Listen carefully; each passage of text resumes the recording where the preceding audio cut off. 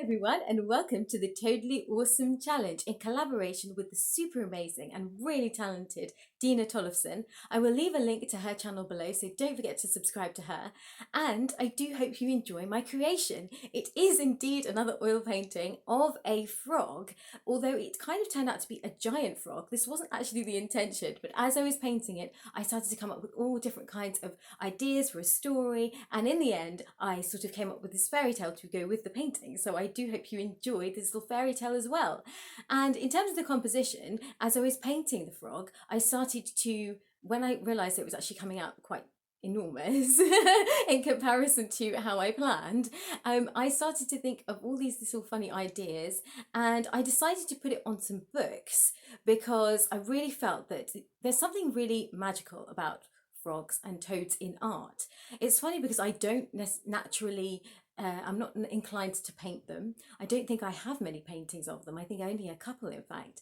But I thought they always look really, really great in imaginative kind of tales, sweeping tales of, mystery and fantastical artwork. So I thought this would look really good in this type of a situation. And in this story, obviously this is a kind of library situation here, and this wasn't really necessarily a place that could exist, but it did in my mind when I was thinking of it.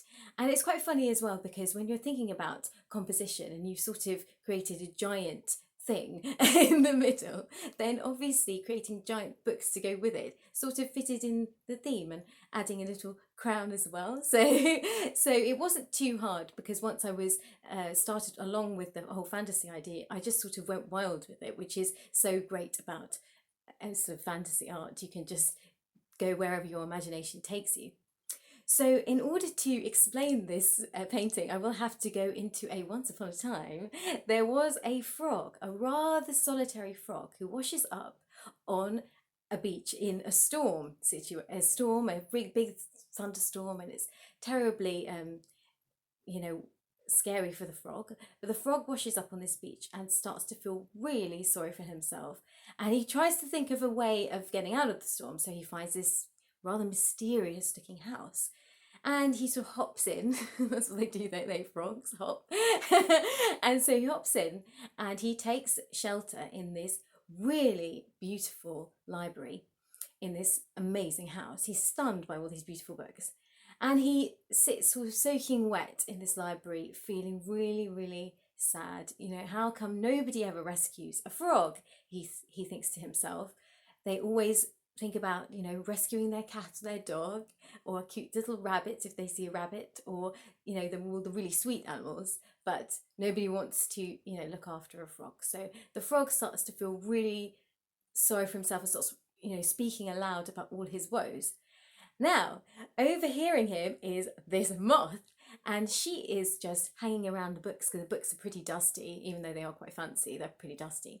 So she's just hanging around, and she sees this frog looking pretty miserable and tries to cheer him up, and is like, well, what's your problem?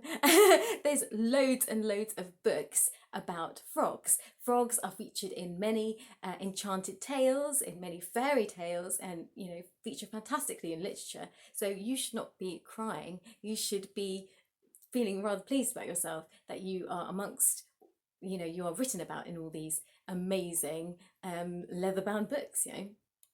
So when the frog hears this, he's absolutely amazed. He cannot believe that he is really the star of so many fairy tales and so many stories. So he asks the moth to show him. So the moth kind of takes up all these books, or shows him the books. The moth is not quite strong enough, but the moth shows him all these books, and he starts to read all these tales and sees that he is, in fact, this main character in so many books, in so many legends. And so he's absolutely enthralled by this. And he says to the moth, "You've got to kiss me, because just in case, you never know, I might be a prince." And the moth is absolutely horrified by this. And she's sort of like, well, I stick to my moth species. I don't sort of wander into frog territory. And frogs are not really my type. And the frog is really quite dismayed. And he says, well, look, you're a moth, but you're not really my type either. But you will be saving my life if I am in fact a prince trapped inside a frog's body. I mean, you know, you have to do your duty. So they continue this argument, and the owner of the house, he wakes up because he can hear something funny going on downstairs in his library. So he goes downstairs and he swings open the door of the library and sees there's a frog, this huge frog on top of his books, and he's absolutely horrified. So he grabs the frog, takes him out of the front door and kicks him out. So the frog, once again, is feeling a little bit sad. The door has been slammed on him and he's lying on the beach, rejected from this library. But he thinks to himself, I have made an amazing discovery. I am a legend in the human world. People write about me and read about me. So he goes and he finds all his frog friends and he tells them everything about all the stories that they're featured in these books. So the frogs are absolutely enthralled by this as well. They think it's truly incredible. So the next day, the man who owns the house opens up the door just to sort of check where his dog is. And he sees all these frogs in the moonlight on the beach outside his house, waiting for him to let them in so they could all read these books in his library. And he is absolutely shocked and amazed and doesn't know what to say. So he closes the door. But every day after that, he opens the door at midnight and he sees all these frogs waiting for him so he can open his library. So eventually he gives in, and every day from then on, he opens his door at midnight for these frogs. They go into his library and they read his books. So I do hope you enjoy this little story. It is a little bit sort of, out there, a little bit unusual, but then that is most of my writing, really. I didn't actually write much of it down. Normally I tend to, because I have written obviously a book in the past, but and so many stories and things, but this one didn't take much writing down because it kind of developed whilst I was painting, and I only just finished painting this very recently.